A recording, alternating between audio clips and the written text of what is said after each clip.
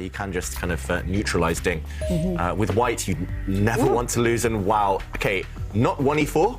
This normally would look like a mouse slip, but Magnus hasn't reacted, instead playing 1e3. And you nearly never, ever see this from a top chess player on the first move, because white doesn't take center. Black can now occupy the center with his pawns. Magnus maybe just, he's done this before, we should mention, maybe just waiting to see how Ding reacts. And Ding smiling. That's really nice from Ding. 1 a.m. in the morning, still smiling. And, okay, just maybe surprised by Magnus's first move. Brings his knight out, also very flexible. Yeah, Magnus does have a track record of playing these kind of small little moves. I do remember one encounter where he actually opened with 1b3, the cowboy variation, as it's kind of nicknamed. And yeah, well, Ding reacts in a very solid way. I can also remember that once Magnus actually mouse slipped against Maxime Vachier-Lagrave, and this time was c3, but this one was a complete accident. Yeah, I think actually Magnus later revealed that that wasn't a mouse slip. So he's just freestyling. He's just playing kind of random first moves to surprise his opponents. And Ding was still slightly smiling on the last turn. Now finally does occupy the center with a pawn for black. So this is okay now, especially after this last move, it's heading towards more well-known territory. White did start with that kind of unambitious-looking first move, but now fighting against Black's central chain, and Black just solidifying his pawn center there. And, OK, now we are back in a very, very well-known position that normally starts from different move orders. Normally starts with white maybe pushing the c-pawn first or bringing the knight out first. And here, Ding is spoilt for choice. I'm expecting to see Black's bishop develop, Black's dark square bishop. There we go. And Magnus, meanwhile, he'll start pushing pawns. He'll be doing just some developing moves over the next few turns. Isn't this your specialty, David? I have played... Didn't we play a game in this type of thing? It wasn't this exact move order. I played I played the b-pawn push first before bringing my knight out against you, I think. But either way, it could transpose to very well-known territory. So yeah, here white is just fianchettoing his bishop. You mentioned the kind of cowboy kind of approach to chess, which normally starts with 1b3, and it's transposed into very similar territory. So white's bishop that has just developed is on a long diagonal pointing towards the black king, and now after pawn takes pawn, if black recaptures with his pawn Jovanka, we might be heading into something very similar to what we discussed in the game in the British Championship 2016. And he did capture with the pawn. So we're expecting Magnus actually to stake a claim in the centre and advance his queen's pawn 2 squares forward, and he would be following the game. Howl against Hauska. And I'm laughing because it was a really bad game by me. Do you think these two have seen it? Was it at the good night so Magnus could follow? It was in the British Championships. Oh. And, well, it was a game that it was quite instructive, actually, because it was a kind of a grandmaster against international master kind of scenario where I was a bit running scared and I started making passive decisions. So if you look at it, you'll just see that I kept simplifying the position, trading things off, and every single trade that I made favoured David. But Magnus is the master of trades. You know, he's not going to be making those trades, you know, here, there and everywhere. He does it with intelligence, and he does it knowing which pieces will be benefiting him in the future. Yeah, and meanwhile, I'm slightly surprised to see Magnus thinking here, because as far as I know, there's only really one logical move, and he plays it. So he's now occupying the centre with pawns. Black there had 2 strong pawns. You have to stop their advance. You have to challenge, as Jovanka mentioned a bit earlier. Now the black knight coming out. And I'm expecting to see white's light-squared bishop develop. White's king still stuck in the middle. You need to castle it away to safety as soon as possible before things really start to open up, before the action happens. So still relatively standard stuff. Ding, by the speed of his moves, it feels like he's in his homework. He studied this before. Magnus, meanwhile, slightly hesitant. And especially when there are very obvious moves and not too much choice, we're not used to seeing him just spend 30 seconds, 1 minute per move. Normally, he's very, very quick until the critical moments in the game. So, yeah, maybe Magnus just trying to warm up, just trying to get in the flow, but he needs to get that white king to safety. I think he's maybe trying to psychologically worry Ding, you know, just by pausing, thinking, you know, does he have something up his sleeve, you know, keep those options open. But I think Magnus is just going to play the most logical move, which is to step the light square bishop 1 square, not 2 squares. Just keep it 1 square, keep the king nice and solid. Yep. And Magnus just head in his hands. Is he trying to remember something? Maybe he and his coaches for the World Championship match had kind of cooked up some really interesting new idea there, but Magnus in the end playing the most logical move, the most standard move, and Ding bringing his knight to the center of the board. This could be heading in the same direction as actually a game we saw yesterday between David Anton and Duda, where Duda very easily as black was able to neutralize David Anton and get the draw he needed to progress to the semi-finals. So maybe Ding was actually watching yesterday's games. Maybe after everything had finished, maybe he was just looking at the games, looking for new opening ideas. That's what the top players do. And he's trying to neutralize Magnus by offering those trades we mentioned just on black's terms, bringing the black knight to the center of the board. And what will Magnus do? Will he castle the white king away? Very logical. Will he bring the white rook on the left-hand side towards the center? And Magnus. I must admit, castling looks incredibly logical. Another move that I'm checking the database that's been played before is white playing pawn takes pawn. That feels a little bit more risky because the king is uncastled and there could be some trouble surrounding that white knight sitting on c3. Yeah, unless you're 100% sure on the details, you don't want to keep your king in the center too much longer. For example, the black queen could come out to the left side of the board, start pinning white's knight, aiming towards white's king on the diagonal. You just have to get it to safety. And Magnus, it's very strange to see him thinking because this is still a well-known position and he is known for kind of his vast knowledge of openings, his huge repertoire. He can play every opening under the sun. He knows a lot of small details, all the kind of nuances within those openings. So to already have spent 4.5 minutes, it's very surprising. Intriguingly enough, I'm again checking the database. I can see that Magnus doesn't have any recorded games here. I mean, the highest rated player is Maxime Vachier-Lagrave. And wow, Magnus actually taking the risk and calculating everything out, that it is safe to capture the pawn in the middle. A little bit surprising to me because I thought if you don't necessarily know the line and you may be trying to wing it a little bit, keep the king's castled is a safer option. But here, the real option in the position is actually to step forward with a dark squared bishop 1 square and line it up towards the knight on c3. Yeah, so just to show what's about to happen, we might see some quick moves on the board once Ding maybe remembers his homework and comes to terms with the position. And Jovanka, you want this move, creating a nasty pin on this diagonal. One of two moves. Mm-hmm. And this would force white to defend this knight. You can't actually jump out the way with your knight now because black's bishop would pounce and hit this rook in the corner. Black would be doing very well here. So you need to guard this knight that's attacked twice. You need to defend it again with the rook. And then black can continue fighting against this knight, hitting it now with the queen, the bishop and the knight. It's all about this 1 square, the pressure on the white knight, and you need to block it. I think the move here, if I remember correctly, is bring the knight to the center of the board. And now we would see some exchanges. For example, Jovanka here, if I remember correctly, it's knight takes pawn is the main move. And maybe there are others here as well. But either way, there's going to be lots of exchanges. White temporarily a pawn up, but white still with this king stuck in the middle, eyed up by the black queen on the side. So it's just really, really tense. And it's surprising to see Ding think actually here because, OK, he does a similar idea, just in a different order. Instead of bringing his bishop to create a pin on this diagonal, he brings his queen out first. And I think it should be very similar. I think the two variations might transpose. So black's queen creating this pin, as we mentioned, white's rook protecting its knight. Yep. And, still. So do you still think there could be a draw? It's looking like it. At the moment, it's level. That doesn't necessarily mean draw. It just means both sides have their chances. But this is literally the game that we saw yesterday between Anton and Duda. Yeah, and that was a quite quick draw. That was quite a quick draw. That would be great news for Ding, right? With the black pieces late at night in China. To start out with a quick draw and exactly get one game over. And always, when it's the first game of the day, you feel a little bit nervous. You don't quite know how things are going to go, whether it's going to be a good day, bad day.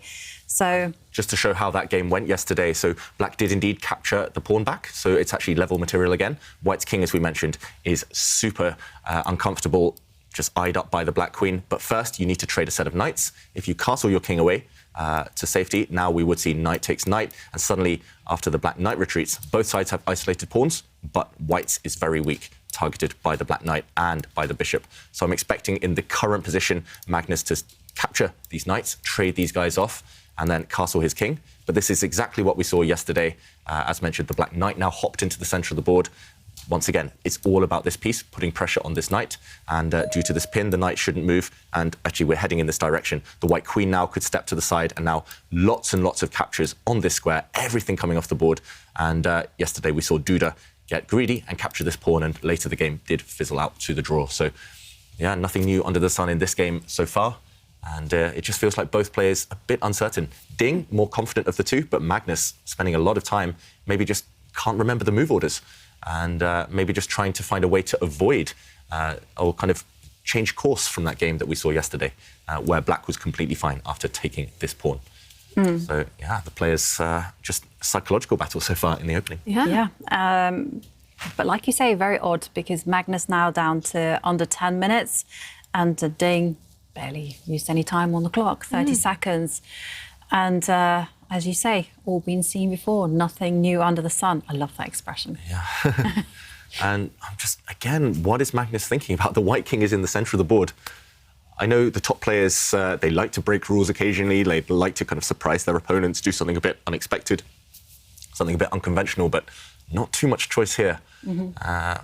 Maybe you can make an argument for picking up white's a-pawn, pushing it forward one square, but that feels really loose. I think it's time for Magnus to... OK, he does step his queen up one square, so avoiding the line that we just showed. Now black cannot really jump into the center with his knight, or OK, maybe he can. It's really complicated position, but that white king, while it's in the center, not feeling comfortable. It's back to Ding now, and lots of choice for him. He could move the black knight, he could start developing the black light squared bishop, connecting the black rooks. And yeah, it's very tense. I think black already, Ding, solved all his opening problems. He's emerged with a very healthy position out of the opening. And I'm just checking the database. I can see just one game played before between some very strong players, actually. It's Boris Grachev against Kardashevsky. I'm not very good with my Russian names. Sorry, he's an international master. Okay. And that game, it was quite a good victory for white, the player with the white pieces. And you mentioned the word unconventional. And I really have to share with you a quite nice little selfie, because we love it when everyone at home gets enthusiastic and cheers on the chess.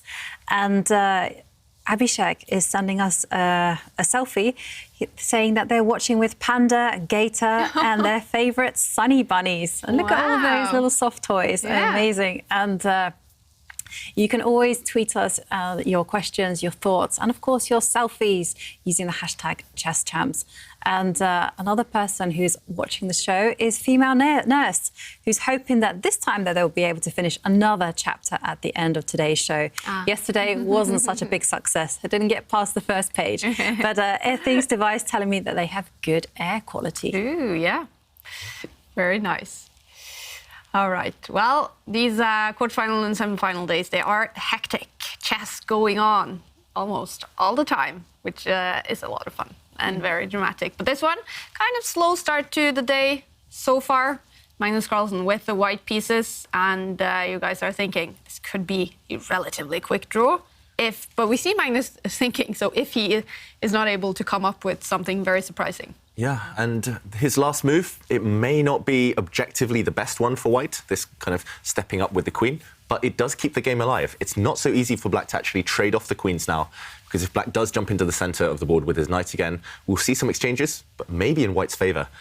So Magnus, trying to avoid any quick draws, any quick results, he just wants to keep this game alive, and he wants to outplay Ding a bit later on in the game. So right now, I mean, there's so many tempting moves for black. Black's rook next to his king could come across two squares. Black can bring his light squared bishop out, as I mentioned. I think Magnus just wants to give Ding a lot of choice. And if Ding can't decide, then maybe the clock will tick down again. And Magnus will feel more comfortable if he's not too far behind on that clock. So, yeah, he's just keeping the tension. And that's promising for us. We don't want to see quick draws. We want to see life. We want to see really hard-fought games, and maybe even some endgames, so we can learn a few things. Yeah. And Magnus is going for that with this queen move. Yeah, we do want excitement. We don't want to be falling asleep, because the reason I'm saying falling asleep is because Jane has a question for you, David. Okay. She asks, you've mentioned a few times that you've fallen asleep playing chess. Weren't you afraid that you might oversleep? And how did you manage to wake up? Oh dear, yeah, I shouldn't confess things live on the show, right? There have been a few occasions, the older I get, the more I fall asleep, I found. Yeah, I'm very scared that I'll just not wake up. I think usually I've woken up when my opponent presses the clock. Yeah. Luckily, nowadays with electronic clocks, they do make a sound. Yeah. And yeah, I guess I do kind of rest my head in a pose where it's quite near the clock. But yeah, I don't recommend it. It's not professional. Try and get a full 8 hours before you play a long game. These days, I only tend to fall asleep during these long time controls. Once at the European Championships, with it was 7-hour time control, and my match against Niels Grandelis in London, 7-hour time control. It was hard to stay awake sometimes. But you did stay awake during. Oh, you. most of the time. There was one moment. Did you fall asleep? No comment. But yeah, I don't recommend it. I think you need to have a healthier routine than I do. Just eat healthy, sleep healthy, and that really helps on the chess. I mean, it's no coincidence that I didn't play great games when I was falling asleep. Okay, so there is a correlation here between falling asleep and your result. Definitely. Okay. You have to be fully focused. And these days, I think it's partly because playing isn't my main thing. I do a few other kind of bits and pieces for work. And it's just hard to kind of plan my routine so I wake up at the right time every day. That the game itself is is kind of the main part of the day. Yeah. So, yeah, I think these top players, because chess is their main career, like playing, they are able to focus purely on the games. They don't have any distractions beforehand, kind of anything to stay up for late at night. So yeah, they're very disciplined. And that's what we have discussed when it comes to women in chess, right? That it's so important that women as well are given the opportunity to focus 100% on chess, that they're not studying on the side or having a job on the side, because until that happens, it's going to be hard to sort of find the next top 10 player as a woman. Yeah, because the person who's going to break the top 10 level, I mean, like you say, has to be 100% dedicated to the game, has to be able to focus just on the chess. And yeah, at the minute, it's difficult. I mean, a lot of the female players are mothers. Yeah. They're also working. I mean, a lot of the top female women in their countries actually not earning enough to be able just to be playing. I mean, so they have to support their living by teaching, writing, and it's difficult to fit everything in. Absolutely. And I mean, if there's one physical difference between men and women, it might be in the endurance. I don't know how significant it is, but because men traditionally are stronger physically, and they're right, they can actually play for a lot longer. And maybe this has an impact as well when it comes to those 7 hours. Yeah. But you know, again, if you're able to fit in, like I know Alexandra Kastaniuk, her main strength is that she's very powerful. She's very, very fit. She runs marathons, and often she's able to win a lot of games in that 7th hour. So yeah, I mean, you just have to be able to, like many sports and everything, you just have to be able to dedicate yourself fully to every aspect of the game. So that's endurance, that's mental dexterity, and of course, being in psychological tip-top shape. Absolutely, yeah. All right, we do have a move is Ding also trying to fight on in this game. He's definitely trying to create something, and he's added maximum pressure against the white pieces. There's a lot of tension right now. So black's bishop has just come to the edge of the board. It's offering a trade of light-squared bishops, but white has to be really careful that he doesn't allow the trade on black's terms, because that could be disastrous for white. So Magnus has to be careful in the current position. If we check out what Ding's idea is, he simply wants to stop white from castling. And I mentioned this tension. If white is a bit careless and captures, then the black queen will step back, and suddenly it's against the rules to castle through check. So white can no longer kind of have those castling rights. And it's not just that, but the black queen supports this key d3 square. The light square is really weak in white's camp. Black is threatening to jump in with a nasty knight check, hitting the white king and hitting the white rook, also even hitting the white bishop. So I think this would be almost a losing mistake already for Magnus to trade off the bishops now. He has to wait for black to make that exchange. So, for example, if he castles, he still has to calculate what will happen. For example, if the bishops come off, Magnus has to take with the queen now. Notice he can't take with the knight because there's a pin on this diagonal. He has to take with the queen, and then he has to work out the complications here. One other thing maybe Magnus can consider is moving the knight out of the way, because there's just so much tension. And Jovanka, you've spotted something. Yeah, I mean, I was thinking about moving the knight out of the way, but I couldn't see a grid square until I was like, OK, maybe it can go to the edge of the board or to protect the dark square bishop. It just has to move to protect the dark square bishop, because white actually really wants to be in an endgame. Because we've kind of discussed in the past that in endgames, if you have a pawn weakness, then those pawn weaknesses are vulnerable. And the pawn that I'm specifically talking about is that pawn standing on c6. That's a backward pawn. That is got a target on its back. And look at it, it's even got a rook, white rook looking at it. So if white can trade off pieces, especially queens, then that is going to be such a bad... And he's done it. He's actually retreated his knight. Yes, basically the same idea, just a safer version. He's dropped his knight back, as Jovanka mentioned. The key thing is to defend this bishop because the queens are about to come off. Suddenly this tension has opened up on this diagonal, so black will most likely play queen takes queen. And after white recaptures, we see two things. One is Jovanka's point, that there's actually an immediate attack against the black knight and the pawn behind it, but also white delaying castling. I was really critical of that earlier. But now the point becomes clear because we're in the endgame suddenly, the queens are off, and in endgames, kings are far better in the centre than on the side of the board. Black's king is going to take an age to come towards the centre to actually help support maybe these weak black pawns, for example, but white's king is ready. So if everything disappears, the rooks, the knights, the bishops, then white's king far better placed than its counterpart. So really sneaky from Magnus. I wouldn't have even looked that far ahead. It just looked too dangerous to me. But now he wants to have his king in the centre. And because of this attack, I think black will jump in with a check, hitting the white king. The white king might indeed just slide back, but suddenly tension between all the bishops. There's a trade here coming, there's a trade here coming. And for example, if everything comes off in this type of order, then it's Jovanka's point again. It's all about this weak pawn. Black has the weaknesses, white has the better king, and therefore white has a small advantage. It's going to be quite one-sided. Also, Magnus loving those endgames in general. I think he'd be happy to reach this type of position if everything gets traded. And the queens have just come off the board. So we might be headed in this direction. This is the current position. And these bishops are about to disappear. They're all going to get traded off. And white, having the better king, having the better rooks, looking good. So, OK, as expected again, a check, and the king slides back. Still very tense. And Magnus, though, I think it's gone in his favour slightly. Yeah, I think Magnus will be in his element here. And yesterday, you know, we were asked about what particular opening is Magnus's kryptonite. And interestingly enough, I found out today that on Chess24, there is actually a video series by Ivan Salgado Lopez, Spanish Grandmaster, who talks about playing like Magnus. And he studies all his rapid games. But there is a chapter saying how to beat Magnus. And I thought I should tell everyone that this is probably must-see viewing for everyone who wants to know. And according to Ivan, he says that Magnus master trades. He knows how to change those pieces and transfer his advantages from dynamic into something concrete. So basically, don't go for the trades.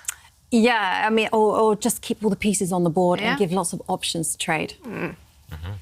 Yeah, and I've found, well, I mean, I haven't been successful necessarily against Magnus, but just from studying his games, I've found, being quite direct against him makes him uncomfortable. He wants to have tension. He wants to have lots of pieces on the board to kind of have the option of trading this one, trading that one. But if you're really direct, if you kind of force him to play only moves every time, he can get a bit frustrated. And it doesn't allow him to kind of put his own personal kind of stamp on the game.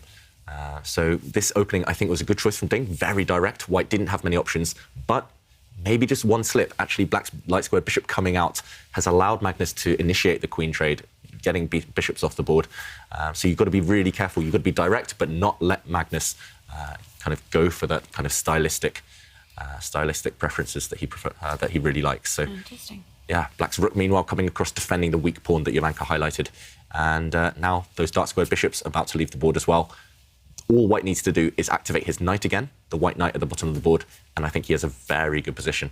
And the other thing we talk about are pawn islands. The reason white has a long-term advantage is because white has two pawn islands, one island on the right half of the board, those four pawns connecting and defending each other, and one island on the left side, those two white pawns also connecting each other. Black has an isolated pawn on the a7 square, two kind of hanging pawns kind of in the center of the board, and then another island over there near his king. So it's better to have as few pawn islands as possible. So here, Magnus definitely with the better pawn structure. And the bishops did leave the board, as expected. All right. Well, we did talk a little bit about already the candidates tournament, Ding's chances to actually play in the candidates to have a chance to qualify for the next World Championship match. He wasn't able to travel to the Grand Prix because of COVID regulations.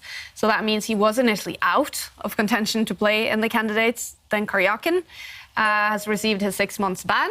And now we're trying to figure out who's going to get Karyakin's place. This move, first of all. Yeah, it's committal. This is actually what we call the hanging pawn structure for black. These 2 pawns side by side in the centre, both on open files. But Magnus now will try and attack these pawns. It's committal by Ding. We'll see how the next few moves progress. Yeah. Well, so FIDE has announced that it is the highest rated players on the May lists that will receive that final spot. Currently, that is Ding Liren. But people are always talking about you have to play some sort of 25 games. What is this rule? I think you have to play 30 games, if 30 I'm games. right. Within the last year, within the last 12 months, just to prove you're an active player.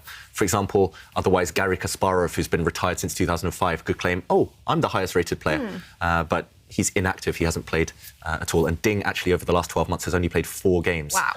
So 4 out of 30, he still needs to play 26 games by May, which is not easy. But then our Chess24 colleague, Leon, has informed me, sending me a link saying that the Chinese Chess Association will start a series of qualification tournaments for the 19th Asian Games at the end of this month. All top players are required to play, including Ding Liren. So that's actually going to probably give him a chance. Coincidence. Yeah, what a coincidence. Yeah. No, I mean, it's what his federation needed to do, especially in light of all the travel restrictions these days. You know, the reason why Ding didn't play the the Grand Prix events is because he just couldn't. He couldn't physically travel, he couldn't leave the country. And, well, the Chinese Federation have stepped up and they're saying, yep, we will provide the tournament. So, yeah. Good on them, I say. Yeah, I mean, it's unfortunate he couldn't play the Grand Swiss, the Grand Prix. He would have had great chances in both of those tournaments just because he is so strong. So it does make sense that he is given a path. And it's not actually going to be easy anyway. So he's got 24 games. Yeah, does it have to be classic? It has to be classical, so long games, 26 games. And it's not just that, but he has to maintain his rating. If he loses a few points... Aronian, for example, playing the Grand Prix right now, could overtake him. Wesley So could overtake him. He has to play really well in those 26 games. So it's going to be difficult for Ding either way. And if Levon Aronian, though, doesn't qualify from the Grand Prix, it's looking good for him so far. I know he's in the lead in his group right now, so he could qualify that way as well. Yeah, imagine. Well, I mean, there's just too many good players out there these days. And the candidates only 8 spots. It's hard to claim one of them. Yeah. All right. Well, we are hoping to see Ding Liren. He is world number 3. He deserves to get a chance to play in the candidates. One of the players Magnus Carlsen definitely respects the most. And we have some moves. We have some moves. And unless I'm mistaken, it looks like Magnus is about to win a pawn. And if you look at all the rooks, they're all stacked up on this C file. But black's pawn in the centre, which has just continued advancing, it is pinned. So white's knight now is going to jump out the way to attack this pawn. And that pawn, long-term, is going to drop. It's just an intruder. It's too far into white's territory. I don't think black is going to keep that pawn alive too much longer. So white's knight, I'm expecting maybe to go back to the side of the board just to attack it. And it's going to be hard for Ding to kind of keep coordination. I think he's got an idea in mind to sacrifice even another pawn, his central pawn, the black D pawn. And either way, Magnus is going to win a pawn. Ding just has to go as active as possible. And look at this. He does indeed throw this pawn down the board as well, because if it's captured, at least the black knight can find an outpost on the square this pawn previously sat on. This one's really heating up. It feels like Magnus, if he's accurate, should be winning maybe, should at least win a pawn, and still very healthy position. But Ding trying to make it difficult for him. Yeah, Ding definitely living up to his name as a dynamic player, because I think this was the only solution, you know, the only way to maintain that pawn. So pawn takes pawn, like you say, probably going to be played, and knight parking itself in the middle of the board. It's still not an easy position, actually, because this knight is going to be all-powerful. I mean, it can even jump to give check, you know, at the right time, it might jump to attack the white rook. So it seems to be that there's a kind of standoff happening there. Wow, Oh. I'm really surprised Magnus didn't take what looked to be just a free pawn up for grabs. It looked like a gift from Ding, but maybe he was just too scared of the power of this knight. And instead, Magnus, really surprisingly, just moved his rook across. And after a capture here, wow, Magnus not even taking this pawn back. So instead of being one pawn up for free, he's now one pawn down, Magnus. Oh. And look at these two black pawns. They're super scary. But Magnus is banking on the fact that he's going to pick both of them off very shortly. He's going to try and lift his rook up the board to the centre and just capture this pawn, or maybe even the pawn next to it. And yeah, suddenly the whole reason actually behind Magnus's idea is that the black knight has lost its access to this central square. The white rook doing a great job cutting across the board, keeping black's pieces from entering the open file. David, I feel like we need one of those action replays. We have to just take it back so that we can all memorise this manoeuvre that Magnus played. So, you know, instead of taking the pawn, he moved his rook to the side, controlling that pawn, threatening to take it with a rook. So you have to capture the pawn. And instead of capturing, he's like, no, let me just push that pawn forward. Let me control the knight circuit, and I will win those two weak pawns on the third row at my leisure. Yep. White's just going to slide his rook up and he's going to pick them both off. And it's just about domination of pieces. And wow, I mean, this is almost another level, another world, because it's just about this black knight. We talked about how strong it would be in the centre. Now it lacks any good squares. It's just completely controlled by, firstly, this pawn, but also, as mentioned, this rook. So, yeah, Magnus just really just killing Ding's dreams there with this last blow. So would you say most players would have just taken those pawns? Yeah, I mean, in this position, I think I would have captured this without thinking too long. And it's not just that, but in this position as well, after the white rook slid across, it's just so tempting. You can take this pawn with your king. Maybe the king would be a bit vulnerable, or you can take with your pawn. But then you would have an isolated pawn in the centre, and you do allow black's knight to hop into the middle. So it's just about, I mean, that sensitivity to your opponent's pieces and this position. I mean, at first it looks visually quite good for black, just because these two pawns are so strong. But the longer you think, the deeper you look, you realise black has no active ideas. The black rook's tied down actually to this pawn. And yeah, these guys are both going to drop off in the near future. White's a pawn down, but within the next 5-6 moves, he might be a pawn up. Wow. Yeah. Very impressive by Magnus, and it's a very vital pawn as well because it's a passed pawn there on the left. It's got no challenger.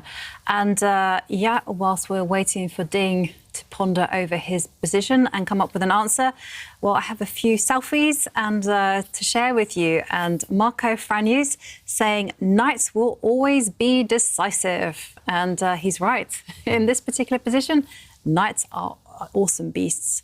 And is sending us greetings as well from Croatia. Wow, hi Croatia. Yeah, definitely. And Nick Alexson is sending us greetings from Chicago. I love this, you know, all around the world. And thank you very much for your nice comments. And then we have a tweet from Ren Primary School. And Ren Chess Champions, well done to our wonderful chess players on all they have achieved. Badges and trophies all around. And, that's cool. That's so sweet. Congratulations. Definitely. Yeah. And meanwhile, we have some moves. Yeah, so black's knight, it felt powerless. It couldn't go towards the centre of the board where it wants to be. So black's knight's actually gone off to the edge now. But white, as expected, did capture one of the pawns. One of black's extra pawns dropping off. And this last move from Ding, multi-purpose, black's pawn coming down, giving the black king some breathing space. So there's no back rank checkmates against the black monarch anymore. And white just pushing a pawn. It's all about domination of that black knight. And Magnus is stopping that knight, hopping back towards the centre.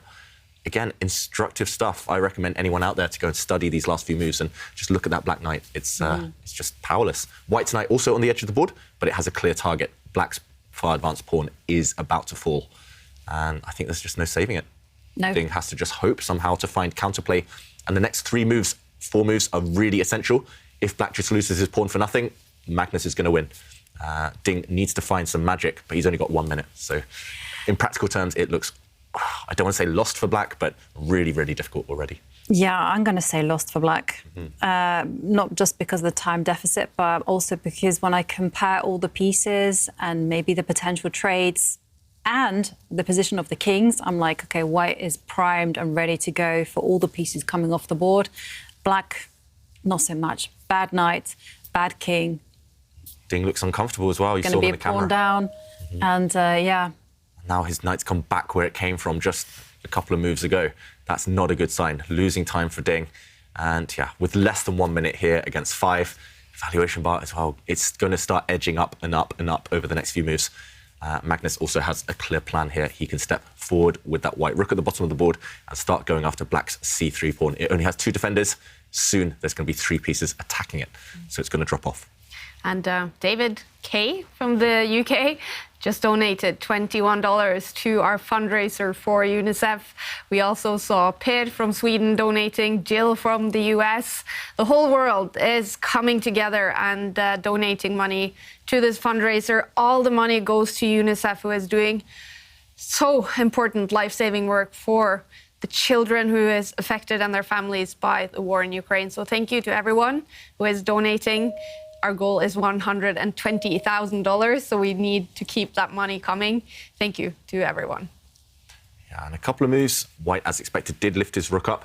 You've got to be slightly careful now. So black pushing a pawn. You don't really want to rush and capture black's far advanced pawn on the c3 square, because there might be some annoying knight jumps. Black's knight might then gain access to the center of the board. So you've got to be really timely with any trades here for Magnus. And there are a few maybe tricks against the white king as well. We talked about kings being great in the endgame, but you don't want to walk into too much danger.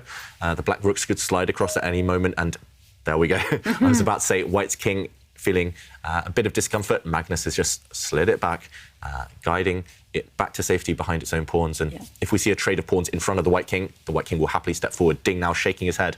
40 seconds. White is now finally threatening to capture that annoying black pawn on c3. Yeah. I love Magnus's last move, not only tucking the king behind some pawn shelter, but also, guarding the king from any potential knight checks, which is really, really important. Knights are crafty pieces. You've got to look out for the way that they move. And, well, now Magnus, will he rush to take that pawn? I think I would. Yeah, he can safely capture now on the c3 square. You don't want to capture with the white knight. If you bring back the white knight, then actually you walk into a pin. Black's rooks are so strong. So you want to capture with one of the white rooks. And I guess you can force a trade of at least one set of rooks if white captures with the d rook, the rook on the d file, and just capture across the board and just kind of create that tension between the 4 rooks again. OK, he captures this way. This is also perfectly fine. But it doesn't necessarily force the rook trade yet, and therefore Ding has a move to improve his king. And OK, Magnus is a whole pawn up. That's why the evaluation bar says +1 for white. Still some work to be done to convert this. White's 2 versus 1 advantage on the left side. That will come into play later. But right now, white maybe needs to trade off a set of rooks, re-centralize the white knight. And yeah, Ding, he needs to keep 1 set of rooks alive at least. Yeah. If all of the rooks disappear, white's simply going to win. If it's just knights and pawns on the board. There is one trap on the board that I can see that Magnus must be very careful not to fall into, and that is if he gets ambitious and maybe pushes his f-pawn forward or even takes the pawn, because there he could struggle, because by pushing that pawn forward you lose control over the e4 square, and suddenly something like that would be on the board. Yeah, so it's all about keeping this pawn on its square and not pushing it forward or capturing. You need to keep it here to dominate the black knight. Just remember this pattern, everyone at home. A pawn on the 3rd rank always dominates a knight on the 6th rank if they're opposite each other on the same file here. So, yeah, this knight's still unable to jump forward.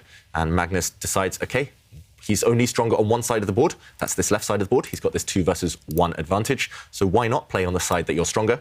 Very logical. He pushes this pawn forward.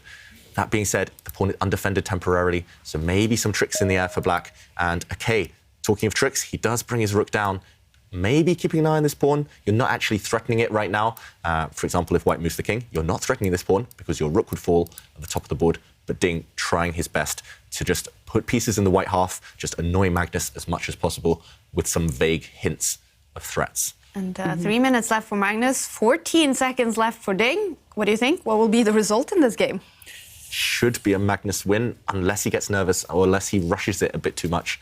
I mean, Ding's got a difficult position in general, but the clock situation as well does not help him.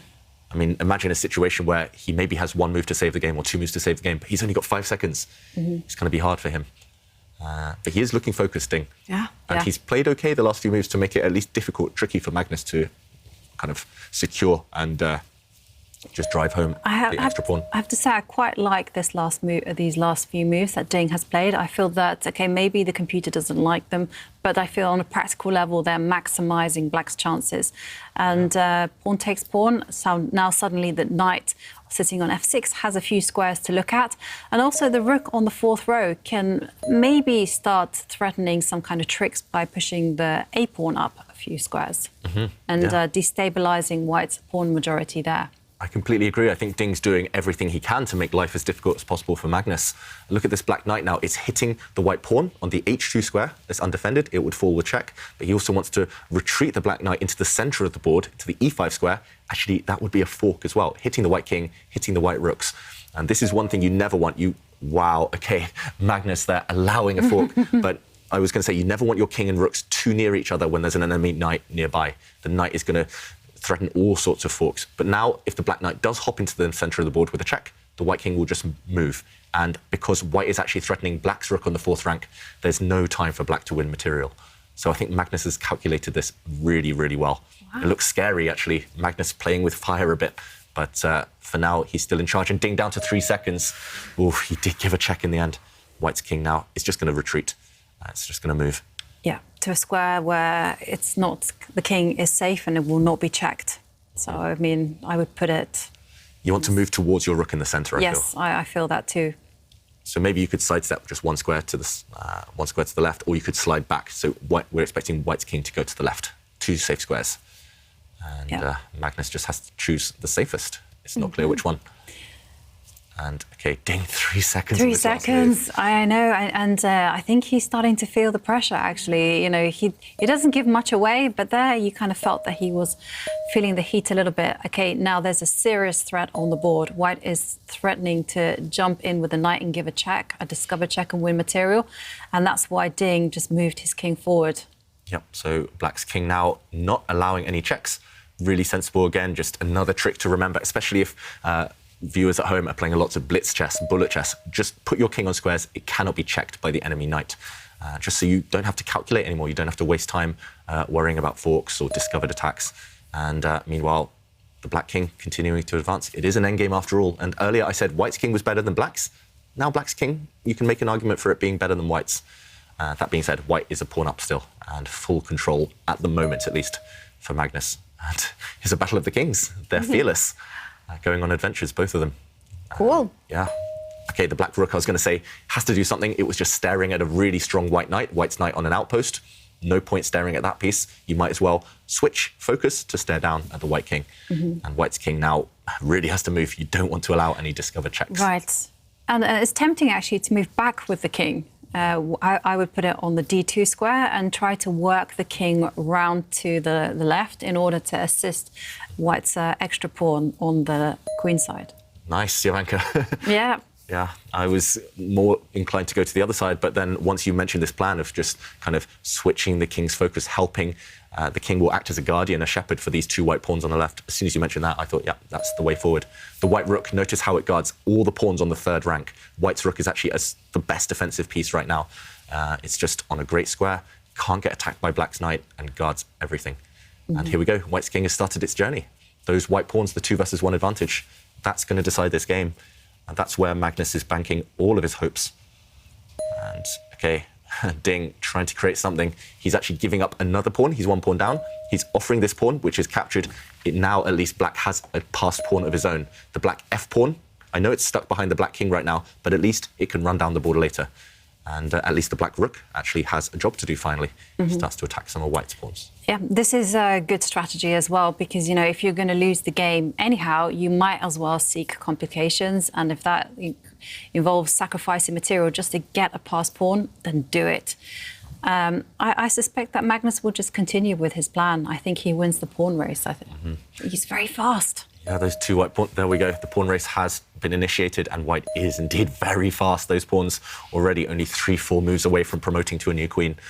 Black's f-pawn, meanwhile, still, I mean, it's going to take an age for that to start moving. That being said, Ding has found a really sneaky move and Magnus just making a bit of a gesture there. Oh, the bar goes down. Yeah, look at the black rook. It's actually just completely immobilizing White's 2 pawns. Those 2 white pawns, maybe he was a bit hasty. Maybe he should have brought his king forward. White's king now cannot go and support its pawns. And those 2 pawns together, a bit loose. They have to stay defending each other. The knight has to stay defending them. White is a bit tied up. Oh, Magnus is going to be furious because look at him. Because, like you say, the rook can't move because if it moves, the black rook will come and give check to the white king and attack the knight at the same time. The knight can't move. It needs to defend his pawn. And none of White's pawns can move. You'll just get captured. So White's king is the only piece by process of elimination that could actually move in that last position without losing material. And suddenly Black's rook is just the best piece on the board, and Black's knight, centralized, has its eyes on both sides as well. Ding, wow, weaving his magic there. I think Magnus probably would have just won very quickly if he'd brought his king to help his pawns. But the white king now is not in a good position. It just goes to show that even the world champion, even the endgame maestro, will make mistakes, can be careless by playing quickly and not using basic principles. If it stopped and said teamwork, dreamwork, you would for sure put the king there. Yeah, and we've talked about that race that White was winning. I mean, White was winning by 4 or 5 moves. He didn't need to immediately push the pawns. You should have supported them first. And that race later would have been very one-sided. But now, suddenly, look at this. The black king going after White's remaining pawn on the right side and clearing the path for Black's f-pawn. Could Ding win this game?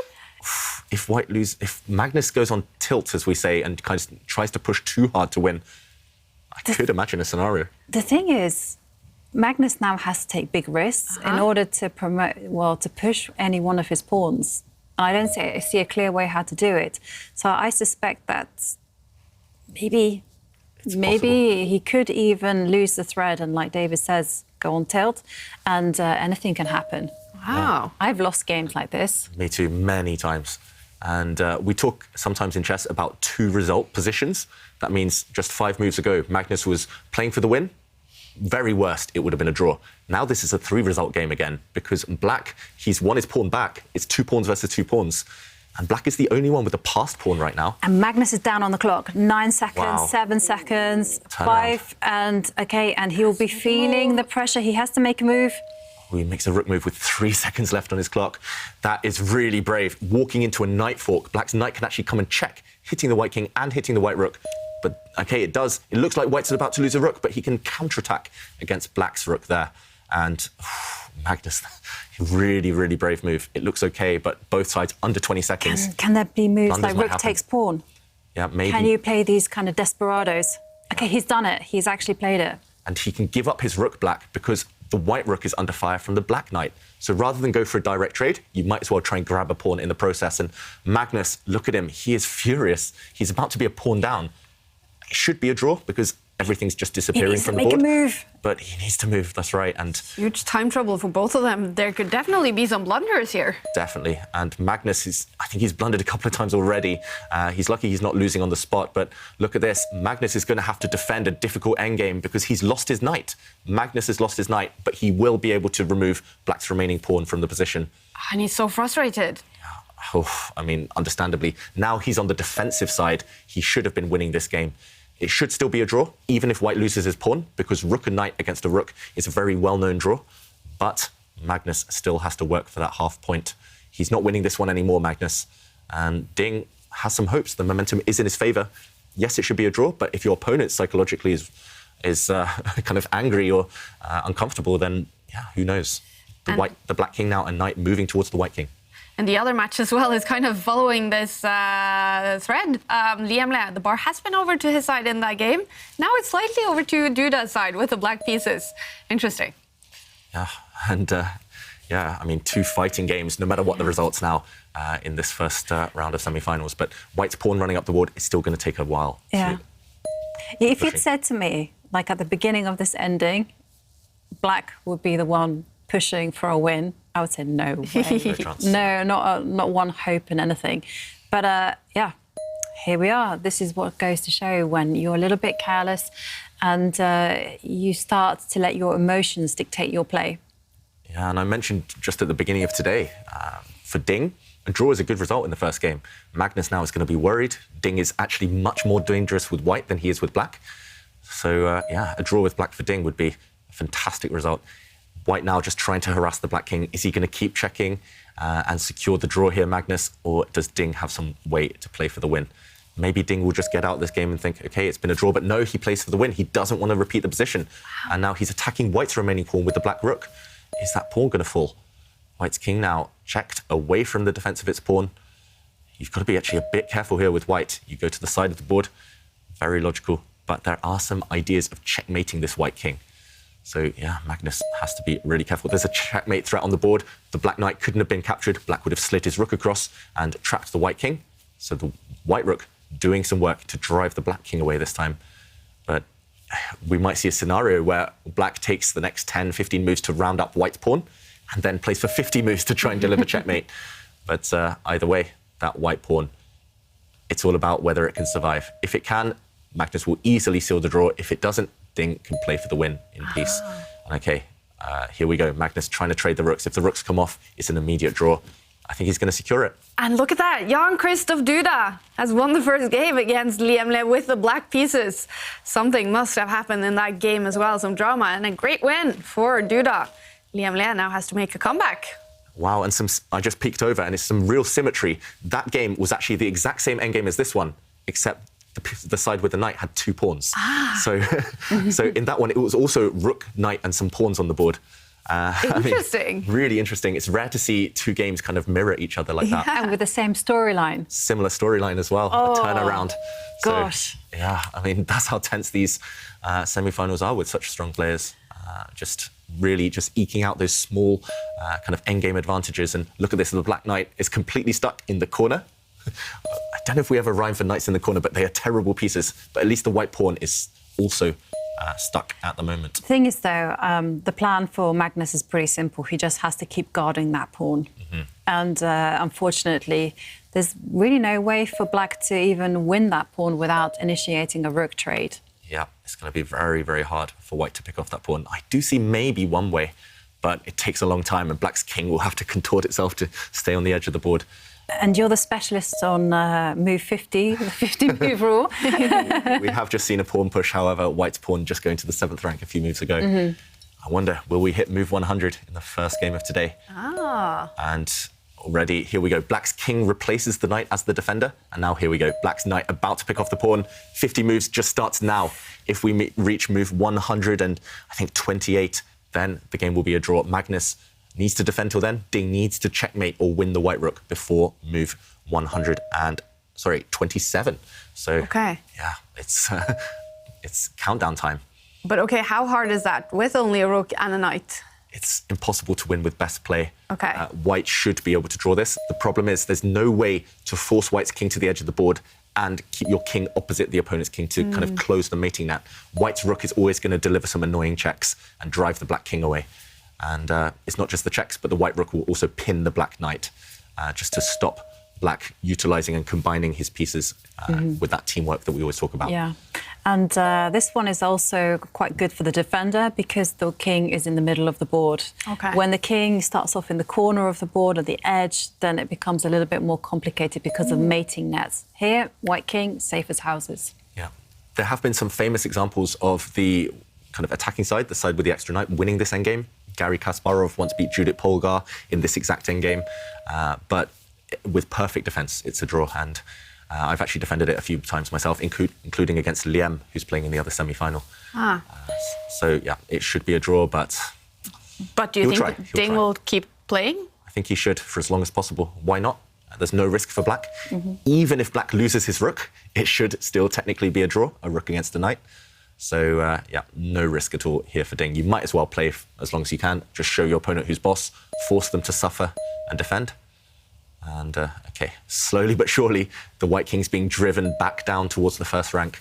Can Ding continue this pattern? It's not going to be easy to kind of close the box around the king because white's rook now, notice how it's going up and behind the black king. And it's going to start delivering those annoying checks. Yeah. Yeah, it's really important in endgames, especially rook endings, to remember this technique of checking from the side, checking from behind, and checking from in front. Now, they're not all the same. Checking from in front is actually worst form of check. You want to be checking from behind and then the side. Just remember those 2 techniques. Yeah, That's right. And just pin the knight if in doubt. Pin your opponent's knight here. Black's knight unable to kind of hop towards the white king. And as soon as the pin is broken, as soon as the black king moves either side, we'll see a check, or the white king can step up. But later on, Magnus, depending on where the black king goes, he'll try and dodge. So if the black king goes to the left, he'll go to the right. If the black king goes to the right, he'll go to the left. And it's just classic strategy. And look how much time they've built up on the clock. Both sides were under 10 seconds a moment ago. Now they're around 4 minutes. Wow. Well, Ding Liren is definitely thinking, trying to figure out. I mean, if they only had 10 seconds left on the clock, then I would think there would be big chances for Ding. It depends. If they get added time, I would say no. Because if you know the technique of just checking from behind, checking from the side, pinning the knight, then you should be good. Okay. So it's a little bit like automatic for grandmasters to find those right moves in this exact endgame. The knight is quite a short-range piece. This is the big issue. It's not like the bishop, where the bishop actually is much harder to defend against, because the bishop can obstruct the rook, but at the same time control some critical checking squares. Okay. So if it was a rook and a bishop, then some serious winning chances. Chances. Still a draw with best play, but very difficult to defend. Yeah. We saw Hans Niemann lose that, for example, in the prelims, in the final game of the prelims. And he hasn't been the only one. We also saw Vidit lose it as well, back in the first season of the tour. And Vincent Keimer as well, last month. So, right now, I actually saw Ding something flash up. I think he minimised the board just to kind of maybe check Magnus's camera, but also to count the number of moves. That you notice they both paused. I think Ding, just from his body language, he was counting when the last capture was, so he would figure out exactly how many more moves he could try to win this game. So really interesting moment there. But I think he counted. He realised that the last capture was on move 77 for black. So 50 move rule. If there are no captures or pawn pushes, it's a draw. 127. Yes. That's what we're looking for. To make the countdown. Still a while to go. But Magnus knows the draw is within his grasp. Again, creating this pin on the black knight. Unfortunately, just no way forward. These two definitely telling us that they're gonna give us a fighting match. The position in the opening looked like something that could be a quick draw. We did see that yesterday. But here we are. They played for 57 minutes. Definitely not a quick draw. And move 100. Move 100. Yay! Not often I see you move 100, but it seems to be quite a regular for you, David. Yeah, I mean, this is my favourite kind of game. Who wants to win in 10 moves? Who wants to win in 15 moves? I mean, That's your party trick. Exactly. I'm hoping that I'll be inspired by this game to last as long as possible against Magnus age 10 on the app. Yes! Because 100 moves would be a lot of money for charity. Oh, that would be amazing. One thing that really impresses me about David is that he can play for 100 moves, and he's always said in the past that he likes to play when he's a bit hungry, because that makes him really hungry. So he must be famished by the time you finish that game. But how do you keep your energy going, And I struggle these days. But when I was younger, I would often I'd have like a bowl of cereal for breakfast, and then I wouldn't eat until the game finishes at 8, 9 p.m. So I don't know, and then I would eat like a king. I'd have a feast. Yeah. But I don't recommend it. It's I think they're top players for a reason, snacking up as we often see, and is Ding abandoning his winning chances? It looks like the game has finally been drawn on move 110.